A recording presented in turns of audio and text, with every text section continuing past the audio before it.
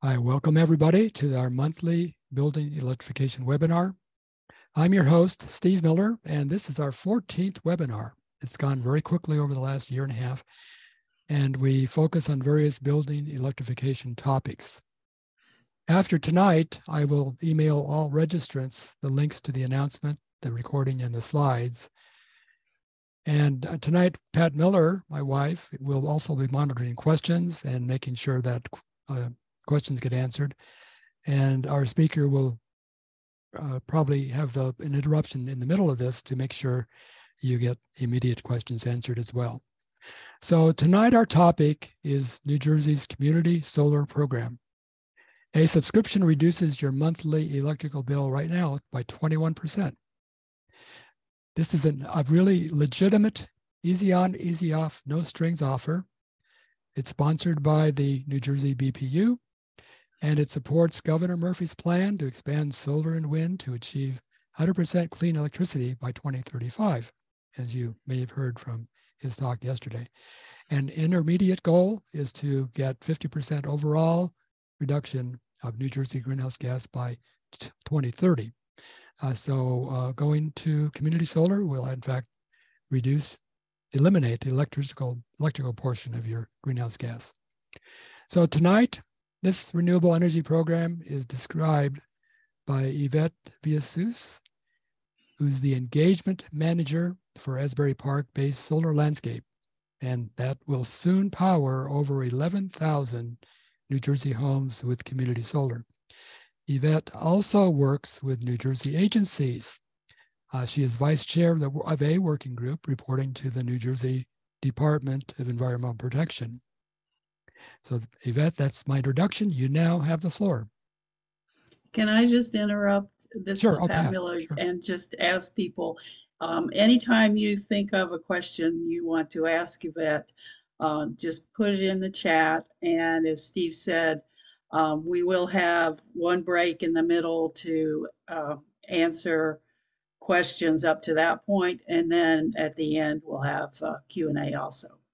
Thanks. Great. Hi, everyone. Thank you, Steve. I'm good to start, right? You sure are. Go ahead. Perfect. Hi, everyone. My name is, again, Yvette Villasus. And yes, I work for Solar Landscape. I'm their community engagement manager. And my role there is to go to different communities where we have projects and sort of educate the communities and get them engaged in the program and the projects that service their communities. So just to give you some perspective, this is an example of what these community solar projects look like. The idea is we now have the opportunity to cover an entire warehouse or a huge plot of land, not green space, only brownfield or landfills or rooftop space. You can cover an entire rooftop with solar energy, and instead of that energy going into the building, it goes into the grid. So now the community gets to receive the benefits of local solar energy without the traditional barriers. And we're really proud of these two. These are the first ones to be on in the entire state. And these are located in Perth Amboy. And these two projects can power 1,200 households in the neighboring municipalities. All right, so I'll give you a quick idea of who Solar Landscape is. We were founded in 2012, and we started as a commercial solar company and quickly moved on to be a community solar developer when the program was open in New Jersey. And since then, we've received a lot of awards and recognition from the Department of Energy and the state of New Jersey. And we have around a third of all the community solar capacity in New Jersey out of our projects. So I like to quickly put Solar Landscape into three main boxes. The first one is we developed these projects, we own them and have them and manage them for the life of the project. So that's one part of the company. The second part is community engagement. So we're really big on making sure that the communities that we're powering receive more benefits than just the discounted energy costs, but that we're also going in and seeing the needs of the community, partnering with community-based organizations and municipalities to see how we can additionally help those communities. And that's actually me right here, dressed as an elf at the Perth Amboy Housing Authority. We were giving out gifts to the tenants of the Housing Authority. That's my twin sister right there as the second elf. And so the third main bucket that I like to put solar landscape in is that we're really developing our workforce development program. So we have a whole team dedicated in making sure that high school students have access to our Green Ambassador program. It's a scholarship program, and it's currently live. If anybody wants to learn about that, they can on solarlandscape.com. It's a free high school program where students can learn about clean energy and also engage in a scholarship opportunity after the program is done. So it's a cool opportunity, and that's one part of our workforce development. We also do a lot of installation training in environmental justice communities, and we're very proud of those three buckets of what our company does. So now to talk more about New Jersey's community solar program. The program was built and is overseen by the Board of Public Utilities as part of the Governor's Clean Energy Act of 2018. That was when the community solar program was first announced. For those of you who know what the Clean Energy Act of 2018 did, it sort of put New Jersey on track to going 100% clean energy by 2050. As Steve mentioned, as of yesterday, the goal is now 2035. So we're all very excited. There's going to be a lot of cool programs to sort of get us to that point. But either way, the idea behind incorporating community solar in these state goals is that we can now include communities that traditionally would have had a hard time being a part of that transition that the state is trying to make. So if the state is committing to 100% clean energy, how do we include people who are of low income, who can't afford to put solar on their properties, who don't own their properties or live in high rises or rent? So all of these traditional barriers to access for renewable energy have to sort of be addressed. And community solar is one of those ways that the state is addressing and including those communities into this transition that the state is making. So in a very big way, the goal of this program is environmental justice, is to include all communities, especially those who have been disproportionately harmed by pollution, to sort of include them in the benefits and the transition that the state is making. So this program, it reduces electricity costs, like Steve said.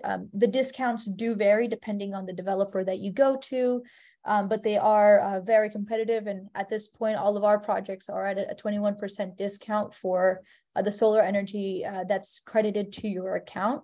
Then another big goal, obviously, is being able to provide a cleaner community, provide everyone access to the renewable energy transition that the state is making. And I do want to emphasize how the state is encouraging that everyone, or allowing for everyone to really take sort of be a part of this transition. And the biggest thing is we're making space. The state is making sure that community solar projects are making space on their projects to give time for low to moderate income communities to really learn about this program and adopt the program, and not sort of get left behind or missed out on the opportunity just because other communities enrolled quicker. All these projects do have a capacity limit. So a big part of the state's commitment to environmental justice communities is making sure that they award projects that commit at least 51% of the power that they generate going to low to moderate income communities. So making sure that we bring in those subscribers, that we're engaging those communities, and that we leave space and time for those communities to be on, to tune into those projects. And then the last big part that the state is sort of trying to address in making the community solar program is local workforce development. Understanding that as the state is committing to clean energy, that we can build a local workforce, that the people who will get hired to do these jobs come from within the state. So they're also doing a lot of they're encouraging a lot of developers to build and develop these workforce development programs to do that and sort of incorporate those communities into this transition. So I do want to emphasize how it works. I did show you that picture before, but here's a nice simple graphic I like to use. The idea is a solar developer would go and apply to build a project to the state on a commercial rooftop, a landfill, or a brownfield. And once the state finishes that application round and awards the projects, the developer can now go out and build that project. Usually it's on commercial rooftops. And again, all of that energy, it doesn't go to the building, it goes straight into the local grid. And a lot of these projects have boundary levels, geographic boundaries that they can serve. So they can usually serve the municipality that they're located in or adjacent municipalities. Sometimes they will serve the county that they're located in or the adjacent counties. And that means anyone within those geographic boundaries of a project can subscribe to that project. And that's mainly done as an effort from the state to encourage projects that are willing to do a lot more local investment and engagement for these projects. So that's sort of the goal of that in limiting the geographic boundaries. All right, and so once the energy is in the grid, any interested community member can choose to subscribe to that project. Again, the projects do vary. In New Jersey, we don't really see any projects with any fees associated to enrolling, any fees associated to canceling. And usually the discounts are at least higher than 10%. Now they are usually around the 20% mark. And as I mentioned, we don't have any fees associated to enrolling, canceling, and our discount is 21%. So the idea is that this is a free state program that anyone can choose to go in. There is no barrier or initial costs or anything like that associated to these projects. You have a lower energy cost guaranteed because you're paying a discounted solar energy credit, and that's offsetting what you owe your utility.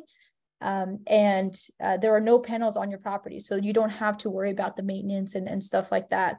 And generally these projects will last for 20, 25 years, and the energy discounts are for the life of the project. So it's not like you're going to start off with a 21% discount and then slowly bring yourself down in terms of the discount level. It's going to remain for the life of the project, or as long as you choose to be on that project, or as long as you're in the household that's subscribed. All right, so again, some highlights of community solar. Again, there's no need for rooftop panels. It provides everyone access to clean energy. I think I have those. Yeah, okay, good. Again, we get access to zero emission energy. We're providing communities lower energy costs without access to solar energy without any hidden costs. No credit or income limitations. It can move when you move. So if you're within a subscription boundary, you can take your community solar credit once you've subscribed and move that to another place within that same municipality or within that geographic boundary. And again, we get to sort of encourage community engagement from these developers. So I'll go a little bit into detail of what it's looked like in New Jersey, what the timeline has been, just so that you're aware. So if you haven't heard about the project or the program, you will soon. This is just sort of how it's advanced in the past, 2-3 years. So again, it was approved in 2018. That's when we sort of started hearing about community solar. The first year of applications was due in 2019 and awarded in December 20th, 2019. And so that first round, the state awarded 45 projects for around 77 megawatts. And then Solar Landscape won 20 megawatts out of that allocation of projects. And then the year 2 projects were, the applications were due in February, and they were awarded in October 28th, 2021. And there, the BPU, the Board of Public Utilities, awarded 105 projects, totaling 165 megawatts of community solar capacity. So in 1 year, the program has already doubled. We are waiting for the permanent program to be announced. So we're all looking forward to that. The BPU has stated that they're not going to proceed with the third pilot year. They're going to go straight into the permanent program for this program. And so we are waiting for the state to come out with the straw proposal for what that community solar program is going to look like. But right now, there are several projects currently live. All of our year one portfolio is live and energizing communities. We have projects currently from year two that are live and energizing communities. I always like to mention the Inflation Reduction Act as a big milestone for community solar in New Jersey. As some of you may know, that was passed on August 16th of 2022. And really what it does is it allows for states to receive funding and for developers to receive funding to now be able to develop more solar, more clean energy. And the idea is the Inflation Reduction Act does a lot or has a lot of language around environmental justice and specifically local American-made manufacturing. So the idea is New Jersey is going to have a lot more opportunities to grow community solar, especially in environmental communities. And so we're all very excited about what the opportunities are through the Inflation Reduction Act. So that's one thing. And another thing to sort of keep your ears out for is the opportunity for the program to expand up to 500 megawatts a year. And that would be very good for all communities. As we know, there currently isn't enough community solar to go around to every resident who can subscribe. So every resident in New Jersey can't currently subscribe because these are geographically limited. So the idea is we need to make sure that this program grows exponentially, and we're sort of excited to support any bills that encourage the growth of this program.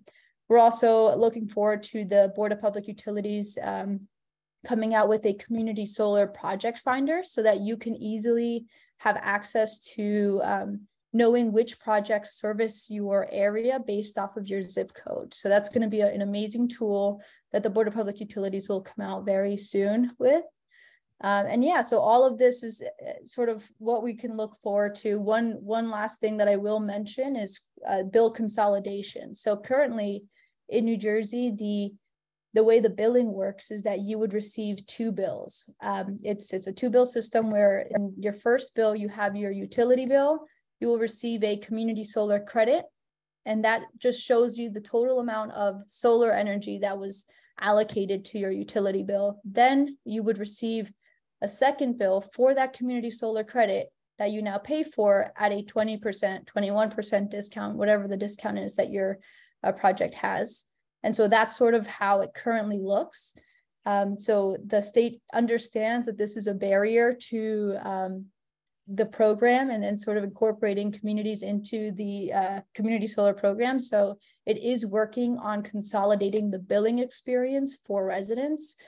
They have announced that that's something that they're pushing the utilities to work with the developers and do, but we don't have exact dates yet. I'm assuming that once we get information about the straw proposal for the permanent program, we'll have more information about when we can expect bill consolidation to happen. And bill consolidation, what it would do is put all of that information on the utility bill and not put any additional barriers to understanding the program on the subscribers. All right, and just to give you a bird's eye view on the impact that community solar has had. Right now, there are 150 approved projects, and with those 150 projects, there are around 35,000 New Jersey residents that can be supported by those 150 projects, eliminating around 200,000 or the need for 200,000 metric tons of carbon dioxide to enter the atmosphere. Phil Murphy has spoken a lot about this program, and so he's very excited about it. We're all very excited about it in New Jersey, and the idea is now we get to create local clean energy. We get to be a part of finding the solution to climate change. Everyone can be a part of it, is the energy equity piece. And while we're doing that, we're getting to receive cost savings on our energy bills, which is something that is going to be a burden relief for a lot of people in New Jersey specifically. And this is sort of where I want to stop to just take some questions, and then we can continue and just go over a little bit more of solar landscape specific information about our community solar projects. Okay, there have been a lot of questions already. Um, some of them are about subscribing Okay. individually. So I'm going to try to defer those to the end because Yvette Okay. is going to talk about that first. Okay. But let me see if I can just look at the particular questions. Okay, here's a question. What is the incentive for a business to allow their rooftop to be used for a community solar project? Yes, great question. So the main incentive is that the solar developer will lease the rooftop. So now a previously unused space on the property now can generate income for the owner of the building.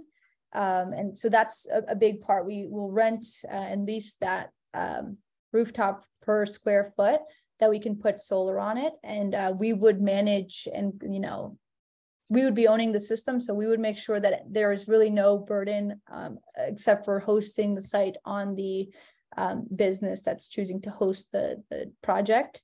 In addition to that, we have been able to find a lot of businesses who want to do this, not only for the lease, but also for the ESG component that they get to be a part of. They can build their portfolios and have them be ESG projects, projects that will be a benefit for the community, especially when we're talking about warehouse development. There's a lot of environmental impacts that can come with warehouse development. And so if you can at least provide the benefit of hosting solar projects, community solar projects, you can be a part of a greater ESG goal. Great, thank you. And this one is related, but it also has to do with how the developer selects the location and then what is the relationship between the developer and the owner. I think you answered the second part of that question. Yeah. The second part, we lease the space, but we would find it through business introductions, relationships.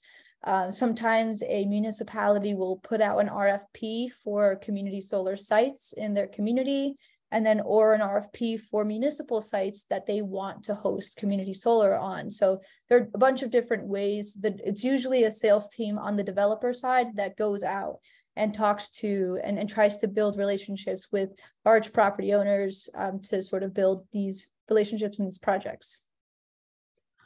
Okay, I'm going to skip the ones on how the billing works, and we'll talk about that at the end. Here's one, I'm not sure whether we should ask it now or later, but how do I learn what community solar opportunities are in my zip code? How do I learn what community solar? Yes, so that is a good question. Right now, there is no real way to look at all the community solar projects and opportunities, but the state is working on developing that. It's going to be called the Project Finder, and it'll be hosted on the Board of Public Utilities website, and it's being built currently with the help of Sustainable Jersey. Great, thank you. Mm-hmm. All right, this is a good one. What happens at night when the sun isn't shining? Can I sign up to a clean electricity source for that part of my usage?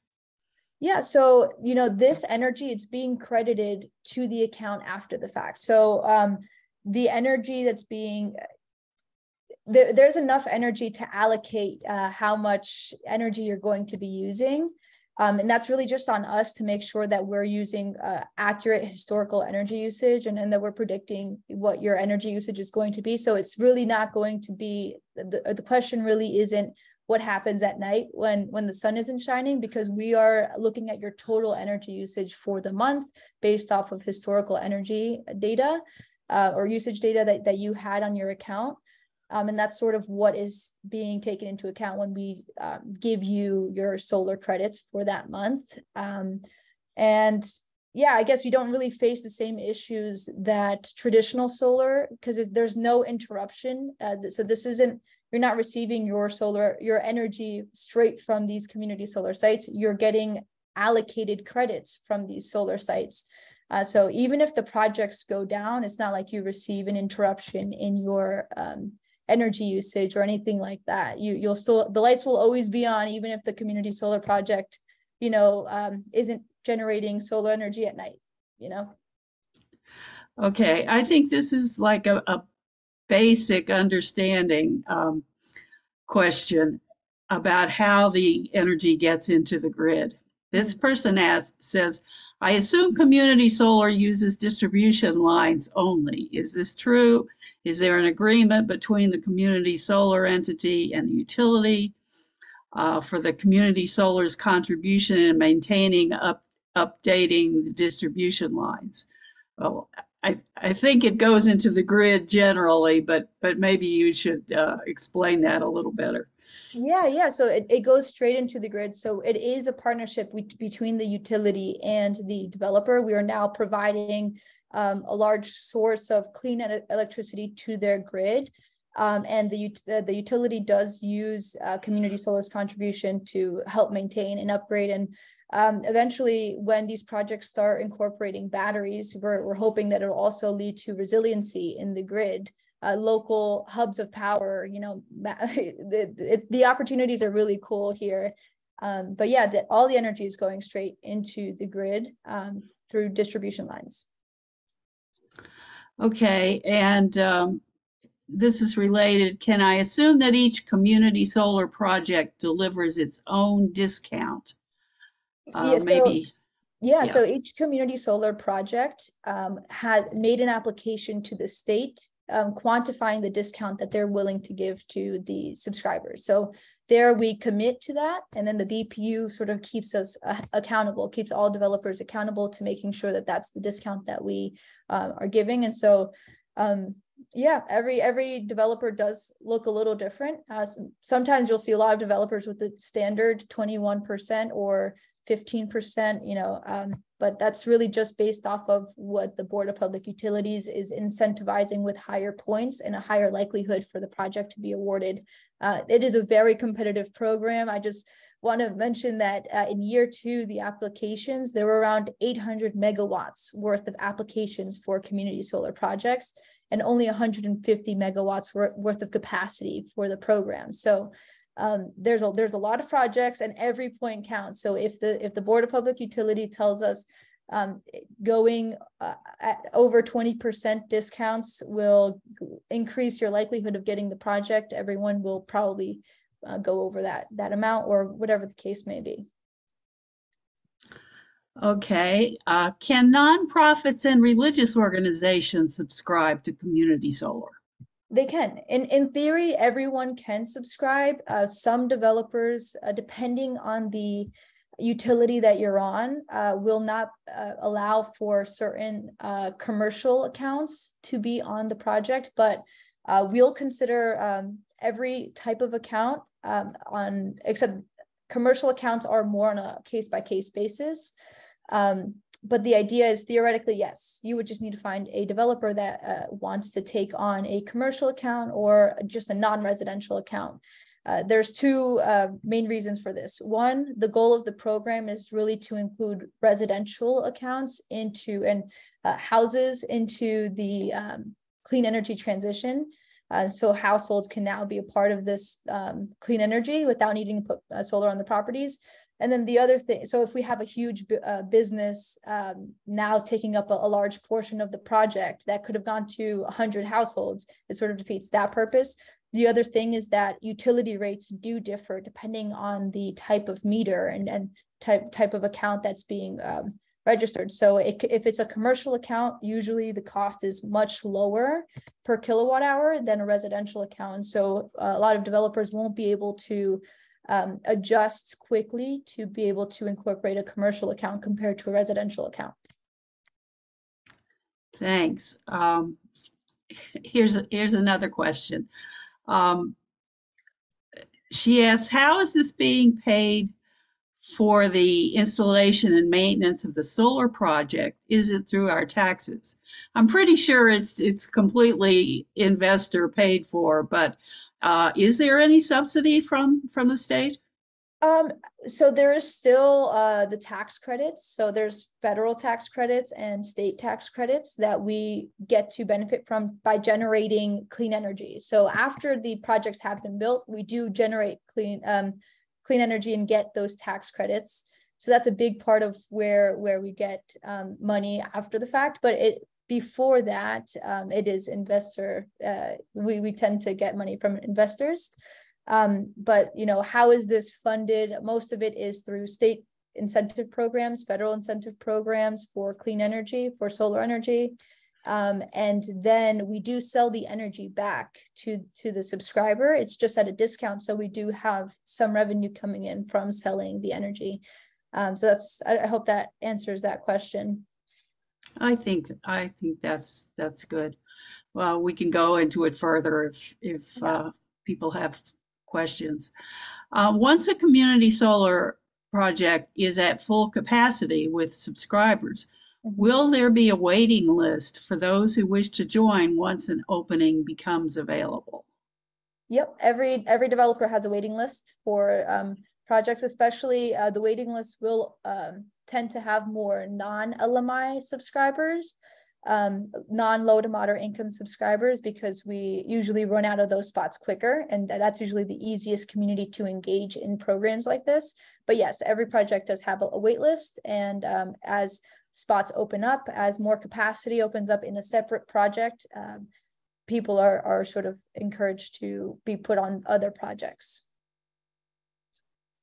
Okay, and let's just have one last general question, which is, does Solar Landscape work with JCP&L or only PSE&G? Yeah, so that was a good next next slide question. We have 54 projects on PSE&G's grid, ACE, and JCP&L, so all split between those. So we now cover all of the main utilities. We don't have Rockland just yet, but yeah, we do have a large footprint throughout all the utilities. Okay, why don't we go on to the, I have, when you want me to.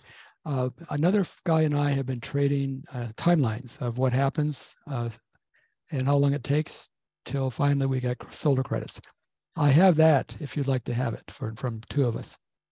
Would you like to know? Sure. I mean, it's a report card. I'm also subscribed to my project. Okay. So I also have my own timeline, which is okay. See if it agrees. So limited experience suggests it takes about 1 month after signing up on Arcadia.com to start auto paying the JCP&L bill. In my, I'm served by JCP&L, and it's going to take. It looks like, based on the other person's experience, about 3 months maximum after Arcadia begins paying the JCP&L bill to being assigned a solar project. It probably depends on the state of the system and availability. So it's up to 3 months, I think. And then it takes about 1 to 2 months after being assigned to a solar project to begin receiving the JCP&L bill, a consolidated bill that includes the minus solar credits. Advantage, of course, is Arcadia. They're now offering the consolidated bill. So my expectation is probably about 5 months total from the very beginning to the very end of actually receiving a consolidated bill showing your credits. Yeah, so two things. First, I like to stay away from the consolidated bill for associating that to Arcadia, because it isn't necessary. It's a summary bill, I guess.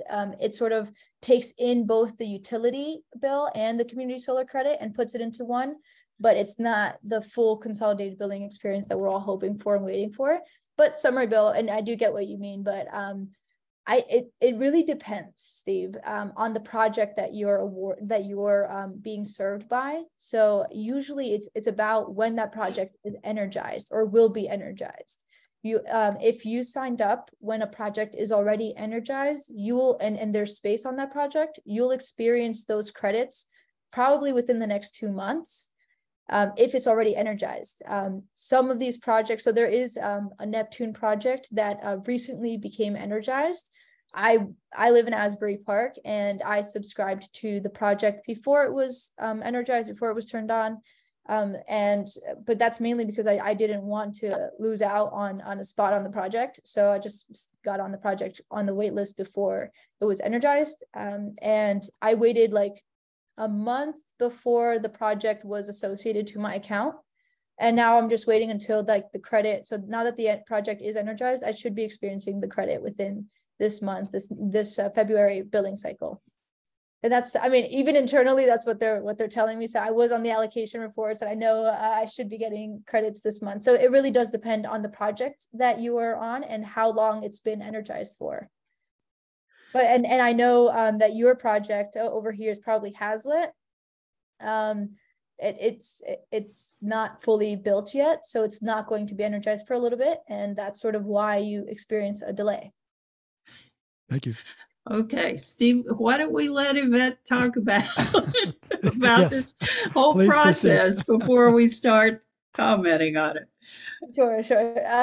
So yes, these are the counties that we're currently active in. Again, they are, each project has its own boundary level, but I guess some of the highlights from our project specifically, we offer a 21% discount for all of our, for LMI or non-LMI. There's a 51% low to moderate income commitment that we have on all of our projects. Again, that's part of environmental justice goals that the state has and that Solar Landscape has committed to. A big part, again, of the company is our commitment to community engagement, working with community-based organizations and municipalities to sort of incorporate all the benefits of renewable energy into that community. And again, as Steve has mentioned, we do have Arcadia summary billing, where it's a cool feature associated to our projects. And it was sort of, we found it imperative to include in our year 2 projects because of the feedback that we received from our year 1 projects. Most of the communities that we were in did not like the 2 bills, did not want to experience that, and it was a real barrier to access for this program. And so we wanted to provide a solution in the meantime until the state sort of gets to that point. It's not, perfect by any means. There are some caveats to Arcadia summary billing. One of them is that you have to enroll into auto pay. So you have to be willing to commit to having a card or your bank account on file when you're enrolling. And then you won't receive your utility bill. You'll have to be okay with receiving your summary bill instead. You can always look at your utility account, like your JCP&L account online, and you can look at all of your bills to make sure that you have access to all of the information and not just the summary information. And so that's still available, but it is something that people have to be comfortable with doing. But we think that the caveats or the benefits far outweigh the caveats to Arcadia summary billing. So we're excited to be working with them. And our subscription portal is at solarlandscape.com.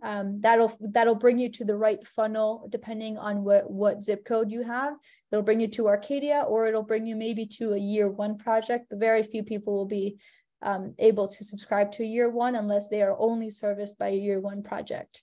And the invite code that we're encouraging everyone here to use is Sierra. That will promote a donation to the Sierra Club on behalf of Solar Landscape from your subscription. And yeah, so that's just a little thing that we wanted to highlight there. And for those of you who are interested in what Arcadia's billing management system looks like, I have what the bill will look like after you have the community solar credit. So this is the summary bill. It includes so this is PSE&G. So it includes your PSE&G bill amount that will be paid to PSE&G, and then the community solar credit that was able to sort of offset what you would have paid PSE&G. So in this case, the subscriber would have paid $117 to PSE&G, and instead is paying a total of $96 for their bill, and $17 is going to PSE&G, and then 100 minus 21 is going to the community solar developer. And so Arcadia will remit that payment on behalf of the subscriber to the PSE&G, or to the utility, and to the community solar farm. And that's sort of how it looks for those of you who haven't experienced it yet. Hope you will very soon.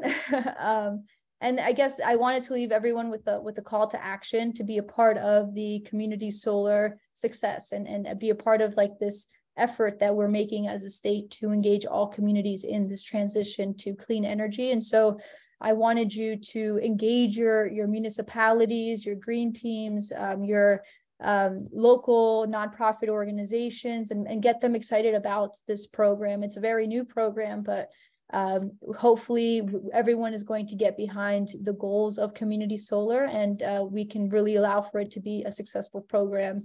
So that's actually all I have for this presentation. So we can go back to some of those questions, and I'll leave this page up for a while so people can have access to my email and phone number if you guys want to get in contact or have more questions after this.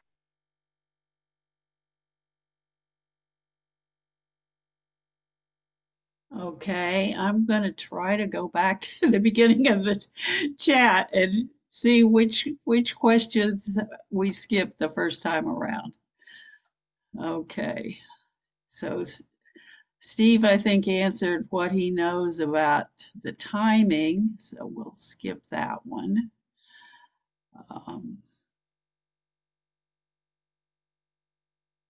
Let's see. I do want to mention, I think there was one, how long is the wait if you are not low or moderate income? The wait, there won't be any changes in wait as long as there's capacity for those communities on the project. So given any random community solar project, a non-LMI or an LMI subscriber will have the same timing expectation if they subscribed at the same time and there was capacity for both pools.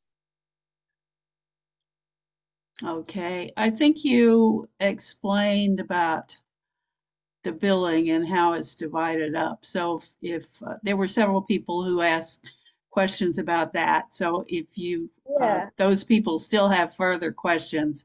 I do want to mention, I think, who was this? Joshua. He had mentioned third-party energy and how that works. I did want to mention, if you are on third-party energy, it does not interfere with your ability to be a part of community solar. You can be a part of community solar, and then the portion of the electricity that is not allocated from the community solar project would and is from your utility would still be from that third party. So there's you don't really need to worry about unsubscribing to your third party provider if you are enrolled and you enjoy that third party. That's a good thing to know, because I think we unenrolled from our third party. Yeah, you don't have to. Okay.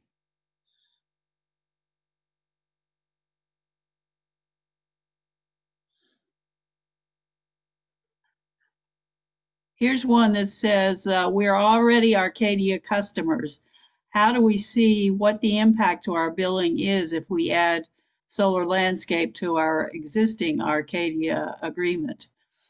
I'm assuming that's a third party, but maybe Andrew can enlighten us if it's different. Yeah, and I do. So Arcadia does manage. So at one point, they mainly what they did was manage wind third-party energy. So like helped the billing side for wind credits. And they have been around in New Jersey for a while. They help people who want to pay their utility bills with a credit card and stuff like that. So it's a cool different service that you can sort of enroll, get the benefits of being an Arcadia subscriber, even if there isn't a community solar project associated to it. And because of that, Arcadia also has other developers that they're working with, and they will take on any subscribers from the state, even if there isn't a project associated to that area, because they're basically saying that they'll hold out a waiting list so that when there is a project, even if it's not, whatever the case may be, they'll associate you to that project. And so if you think that there is a project like a solar landscape project that you are able to be serviced by based off of your zip code, you can probably contact the Arcadia team and let them know that you want to be allocated to that project. If not, Arcadia does a good job at making sure that they sweep and make sure that they have everyone that can subscribe to a project already associated to a project. Okay, thanks. Let's see if I can understand this. A lot of rental owners suggest or require a certain provider based on the area. So this is rental owners to renters. Will the owners allow renters to use this program? And if so, is it possible to make leasing offices aware of the program to give to their, whoops, I just lost it. Probably to their communities or to their tenants. Yeah, I that makes a lot of sense to contact leasing offices for affordable housing communities and tenants and renter communities, apartment communities. There is no there's not even a need to go to your landlord, really. So I'm guessing that the leasing office is sort of a vetting group that gives confidence to the renters that they can feel like they can subscribe to whatever third party or whatever service they have vetted. But there is no real need for a renter to go to their owner to subscribe to a project, because the same way that they would any changes to their account for their utility, they would go straight to the utility. It's the same idea. If they're going to subscribe to a community solar project, they don't need to go to the landowner or the property owner. But leasing agencies or leasing offices should definitely put out information about the community solar program and projects that are available to their tenants. And I'll take that into account, and I'll try to reach out to some on my own. Okay. Here's someone who has solar panels already that supply most of the power. Can we subscribe to community solar for the rest? Good call. So PSE&G says no, you can't subscribe if you have a project, if you have solar panels already. I believe JCP&L is open to the idea, at least on their community solar website. It says that it's not a limitation to be that you can be a net metered customer and still enroll into community solar. From my experience, I haven't seen many people who have solar already subscribed to community solar, but that's because most of our active projects are on the PSE&G grid. So that could be something that you can choose to try to enroll, or maybe you can probably follow up with me, and I'll see if I can get you that answer specifically. I can talk to Arcadia and see what their experience is with other JCP&L subscribers, if that's your grid. Okay.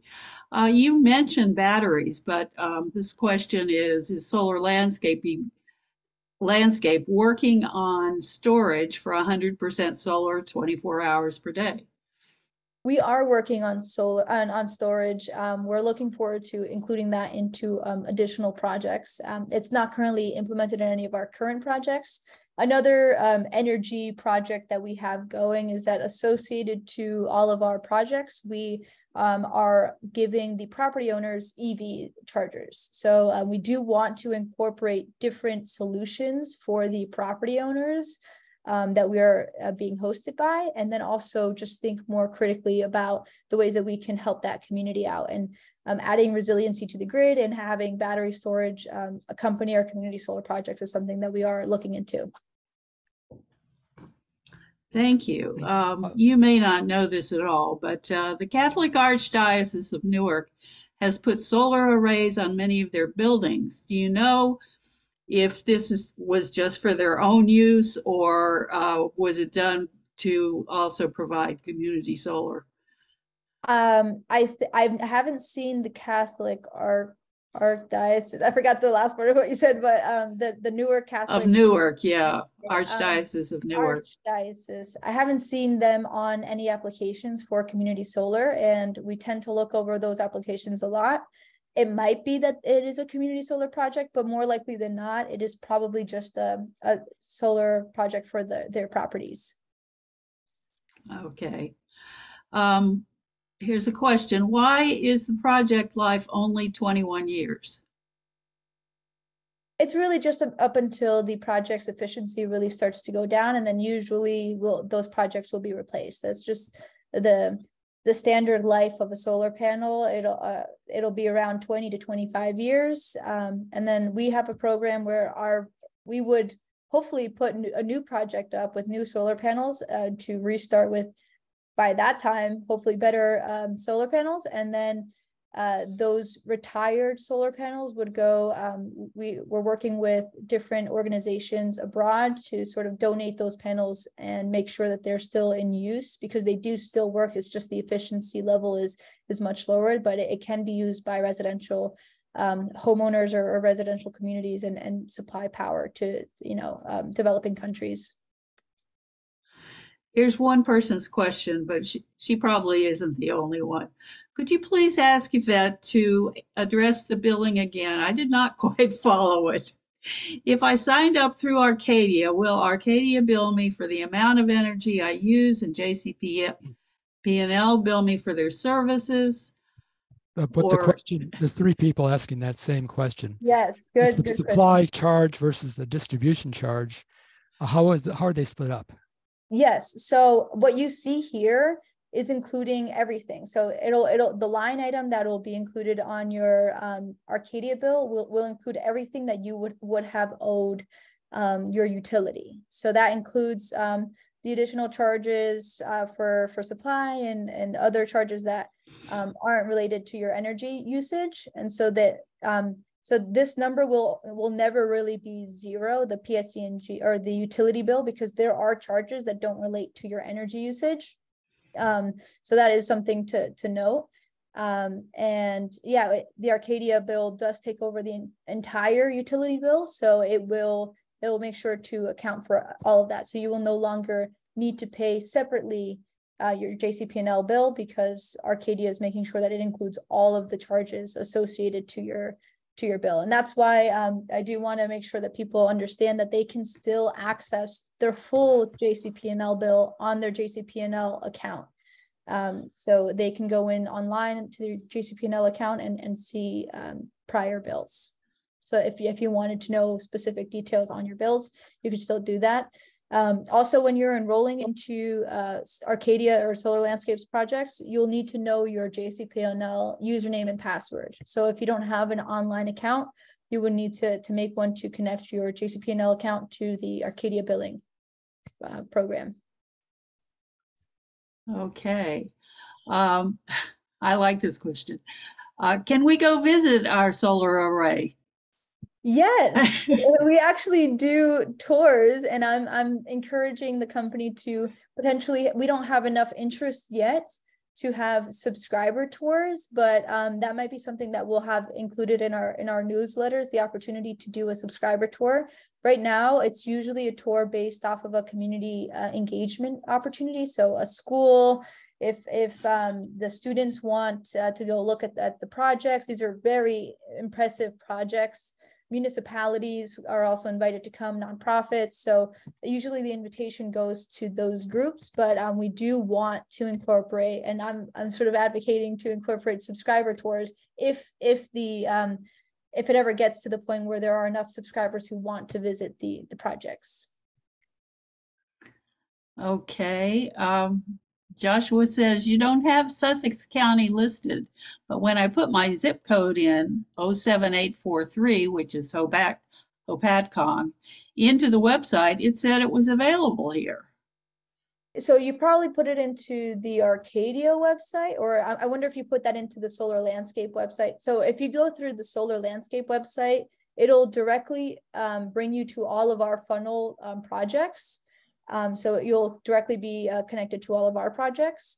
And that our tool, sorting hat with our zip code will tell you that we may not service your territory, but you can still choose to subscribe to a wait list, and that'd be Arcadia's wait list. And Arcadia does take in any zip code, like I mentioned. They'll take in anyone in New Jersey, even if there isn't a community solar project. Because they can still provide a billing service for you. And, when there is a project available, they can allocate that project to you, make sure that you're on that project. And if you want to go through Solar Landscapes projects, then we'll be able to do that through solarlandscape.com. And you can still go through that wait list. But I feel you, who is coming from Lake Hopatcong, because I'm a Dover, New Jersey native, northern New Jersey, and we community solar is lacking up in North Jersey, Morris, Sussex County. So even though there are some projects in Morris, my town is still not covered. So I understand the pain. Okay, this question has to do with signing up through Arcadia or through Solar Landscape, and I think it's kind of confusing the way it is now, and maybe when we get the BPU Sustainable Jersey sign up, that'll make it easier. Yeah, so It, just so you're aware, so Solar Landscape, when we provide any additional incentives to our subscribers, to our partner organizations, and or like the Sierra Club incentive where we'll do fundraising for the Sierra Club, that is always done through our channels. So usually that's like the way. Arcadia is like a billing service for community solar developers. And then Solar Landscape, we have our own funnel that leads to Arcadia's website so that they can subscribe. But that's how we keep internal track of the subscribers that come in through us so that we can properly give any partner organization their due credit. And yeah, that's sort of how we manage that. But I do get it. And once the BPU comes out, they'll have a list and the link directly attached that to the specific link for the project. okay, I like this comment too. This program seems almost too good to be true with such a significant discount. Are you running into resistance because people might think it's not legitimate? Yes, very much so. So people don't think that it's a legitimate business and or program, and that has to do with the past of maybe third party history of potentially not giving people the full understanding of what third party was and potentially locking them into rates that would lead them paying more at the end of the day.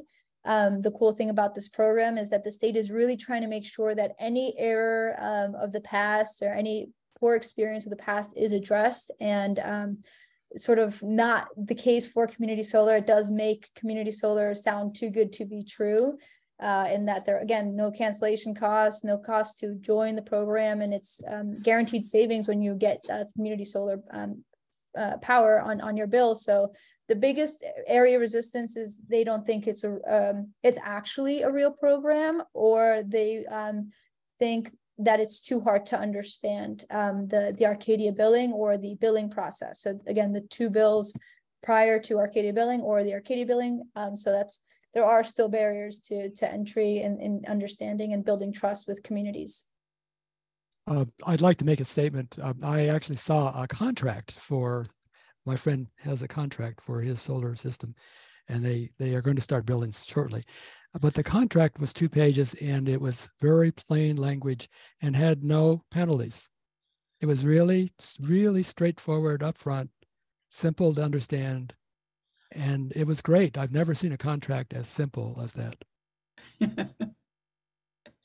And here's a comment about wait times.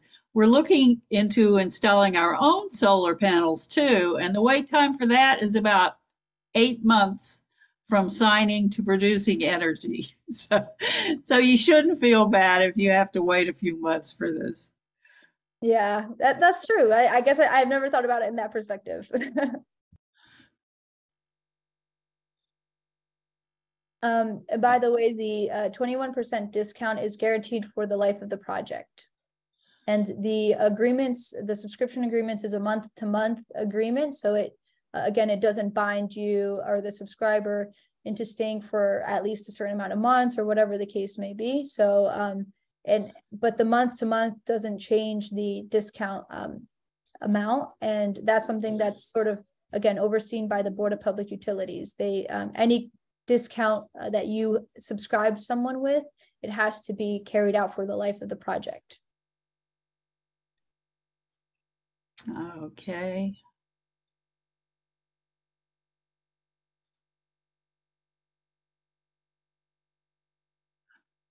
And by the way, Solar Landscape's web zip code, I just saw Robert's comment. If you enter your zip code on solarlandscape.com, it will automatically redirect you to Arcadia. because that's who manages our billing and subscription sort of portal. But it will say, if there isn't a project available for you, we'll have a icon that says there are no projects that we currently have. You can still choose to be put on the wait list. So you will be told if it's an automatic, like your zip code and the utility, and there's no other messages, that means that we do have a project for you, and it'll send you to Arcadia to subscribe. And if it's just the zip code and then it says we don't currently have a project, but subscribe and be put on a wait list, like that means that you'll be put on a wait list and there really isn't a project yet. Okay, this question from Helene, she might have to explain a little more, but she says, I've started the application. It says you have to enter your JCP&L username and password. Is this correct? Yes, that's the way that we have the Arcadia then be able to remit payments to your JCP&L account.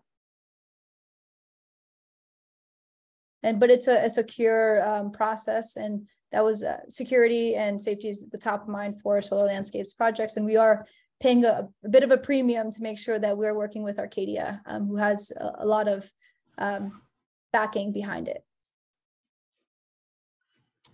Okay, this is a question. What portion of your typical utility bill is covered by the program? Is it 100% of historical usage, or is it just based on whatever your usage is going forward? Yes, it's based off of your historical usage, and we like to go around 90 to 80% of your historical usage, assuming that people become more energy efficient or the households become more energy efficient as the years progress. But either way, we do have a system in place where if the historical usage isn't sort of lining up to the current usage, and we would be able to know how much of our credits actually took up for your or percentage of your bill, then we have an internal process of making sure that we increase the allocation by a certain percentage to sort of make up for that. But it is based off historical usage, and you do have to also take into account that it's also based off of the project's production or generation of solar. So in some months we'll have a bank that we can work off of in the summer, and some months we'll be working will be maybe a little bit under your historical usage just because of the power being generated that month. So this is probably related to that. How is the energy usage divided up between community solar and another third-party supplier like Clean Choice? And I'm assuming it's just whatever's left. Yeah, so whatever isn't supplied by the community solar farm is then supplied by the utility, and that portion is covered by the third party. Okay. Is the billing by Arcadia solely for the electricity or the supply part of your utility bill, or is it also for the access? It's is it also for the access? Well, for the utilities Question is still not the supply charge. the rest of it. It's called Yes. distribution charge. Yes, distribution, yes.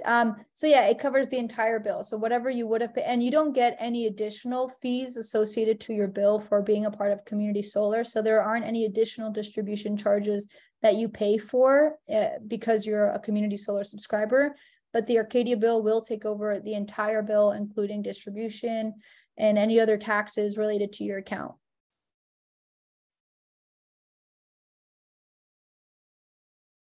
Okay. I'm assuming this is just because of the way the state set up the program, but why doesn't the utility just give the solar credit to all of its customers for the projects in the areas? Yeah, so that would the main reason there is there's a capacity limit. So the projects are still too small to really make a dent and make the utility have to share that electricity among all of their residents. But another big part is community solar is a program that is adopted by different states to sort of encourage community involvement and local community benefits into this clean energy transition. Because if it was this, I mean, the hope is that PSE&G, JCP&L is still like, they are still developing solar and renewable energy for their portfolio, for their grid on their own. But community solar sort of supplements that and allows for, more economic development and, businesses that can now be a community solar business, and then encourage local involvement into this transition. Yeah, they're going to have to transition even faster now. They are. Yeah. Yep, exactly. Okay, this person says, I live in Essex and have a roof not suitable for solar. Can I join some other existing community solar? I hope the answer is a resounding yes. Yes. Please do. And Essex County definitely has several community solar projects. I know we have several that serve Essex County, so you'll definitely be able to find a project that services Essex County, or probably services your town. I think Holly asked if there was a bigger discount if we sign up through Solar Landscape or through Arcadia, or are they the same? Technically, signing up through Solar Landscape brings you to Arcadia, but if you, I do want to make sure that you aren't automatically assigned a Solar Landscape project if you are on just arcadia.com. You may be assigned to another project that Arcadia has that may have a lower discount level. Specifically, there is one in Wall Township that Arcadia manages, and I think that discount is 10%. So some of these discounts do vary, like largely. So it'll be good to know if you want to be on a Solar Landscape project. Going through our funnel will guarantee that you get assigned to our project.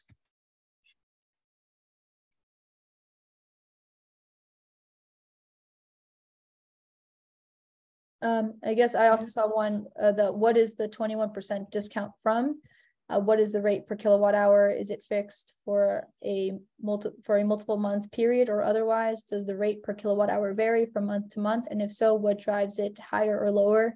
So the amount that you're getting per kilowatt hour is always going for the community solar credit will always be at the utilities rate per kilowatt hour. So you'll never be paying more for a community solar credit than what the utilities going rate per kilowatt hour is. So that's one thing that it differentiates community solar from third-party energy, which sets you at a specific rate, even when the utility rate goes higher or lower. So that's that answers I guess the community solar credit will always align to the community or to the utility rate for the per kilowatt hour. And then the discount comes from the energy that we were able to associate to your account. So it'll always come, whatever the dollar amount of solar energy that we gave to your account was, we give you a 20%, 21% discount from that project. Okay. A couple of people, I think, are questioning the math on that bill that you showed. Is it really 30 cents per kilowatt hour after the discount? Oh, yeah, I mean, those numbers, to be honest, I just threw it on because I didn't have a bill yet. But the idea is the kilowatt hour per community solar credit. And just so you know, the community solar credit, it encompasses more than just the energy. So it does encompass distribution charge. So it becomes a more beneficial community solar credit because it encompasses more than just the energy that is supplied to the subscriber. So it's a heftier benefit to the subscriber. So, but per kilowatt hour, it's the exact same rate as the utility. But I don't do the math for the credit allocation. So feel free to just go directly to Arcadia and ask them for the math on that one. Okay. How do you balance credits during the year? Create much more electricity and credits during the summer than the cloudy winter. Sorry, can you repeat that? During the year, balancing the credits that people earn because they don't get as much clean electricity during the winter as they do during the summer. Yes, yes. So there is a balancing of credits that does happen. So we actually bank your credits in the summer as if you're like storing that in a bank for your account.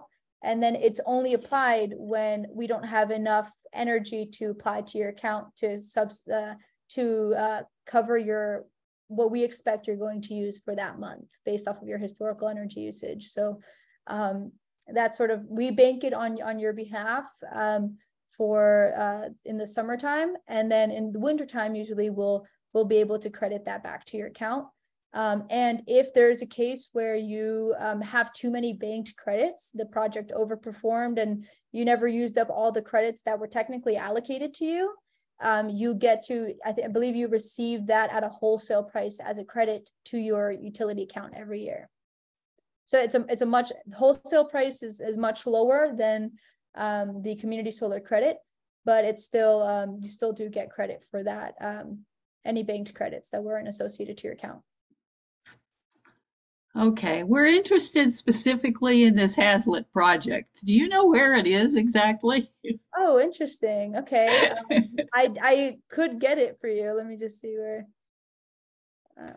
Give me 1 second. And we can ask another question while I pull that up. Okay. Well, another question is, how long is the 21% discount guaranteed? Yep, for the life of the project. Which would be the 21 years. Yep, for as long as you're experiencing community solar that you're on the program, you'll be able to experience that discount. And then you will receive credits without that discount. All right. All right, so that the Hazlitt project is on an extra space storage building, 1170 or New Jersey Route 36. Yeah, I can put it on here for everyone. Maybe we'll go over there and find out how they're doing on their building project. Yeah. Let's see.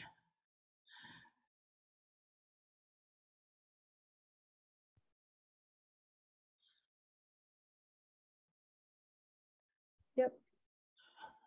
And again, we do have, I just want to encourage people that if you do enroll today, enrolling with the Sierra code or Sierra invite code will just generate a donation to local environmental initiatives. Great, thank you. Do you reevaluate historical usage periodically? Whoops, it just went away. Yeah. Oh, here it is. I recently had mini splits installed and I'm using them for some of my heat. And so, of course, I'm using more electricity. Yes, very good question. And that's actually something that's come up. We've done a lot of work with Westfield's Green Team, and we had a lot of people come in and subscribe from Westfield. And a lot of them also, there was a campaign going on for EV chargers at the same time. And so people who now have EV chargers are now experiencing community solar, but not enough to cover the new EV consumption. And basically, as long as there is capacity on the project still, we'll be able to really increase the to the point of an EV charger. We still do reconsider the historical usage every year, so that it does get updated every year. But sometimes we won't have enough energy to allocate if the increase in energy usage has greatly increased. So if you get like an EV charger potentially, and there's no more capacity at all for that project, there just may not be enough solar energy to account for that. And you won't experience that until the end of the year, like the increase in community solar credits, because we would need to have gone through a new year to now rely on historical energy usage. Okay, here's someone that says, I have had community solar at my house in New York State for 2 years. It's great! Exclamation point. I get two bills and only a 10% discount, but I'm still very happy with it. Can't wait until it's available for my house in I think it says Somerset. Yes, Somerset County. We're at the 8:15. Oh, wow. We Yeah. are. So we probably, I just have a 1 minute parting comment. I really appreciate Yvette giving this presentation. I was sending out, I think I'll send out the chat as well as the slides and also the recording. So you get all three of those things. Anything else, in fact, you could, if you have unanswered questions, Yvette said she'd be available. Someplace in the chat is her contact information. In the meantime, I wanted to put a quick plug in for next month.